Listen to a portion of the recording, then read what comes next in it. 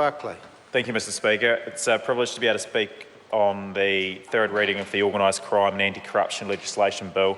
I just wanted to touch briefly on the comments made by the previous member about the Honourable Judith Collins, and I'd just like to make one short remark before moving on to the contents of the bill, and that would be it's quite short-sighted of that member to be making remarks about a former senior cabinet member of this government when half those people making judgments of Judith Collins haven't been in cabinet themselves and probably won't for quite some time. And it will be quite some concern to the New Zealand public if they ever did make it into cabinet.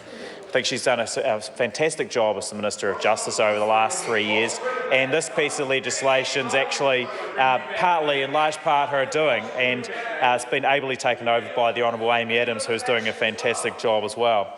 So I think that to make those personal remarks was quite.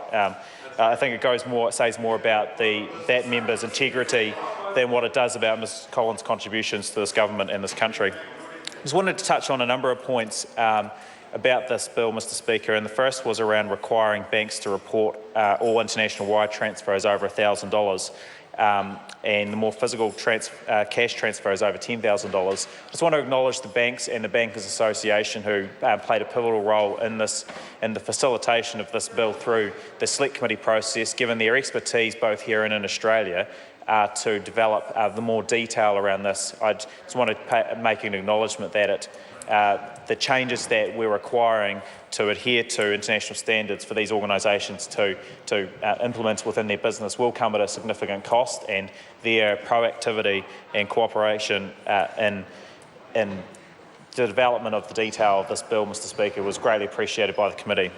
So on that note, a few people have raised whether or not the threshold set at $1,000 for reporting international transfers is the right level, whether or not it's too low.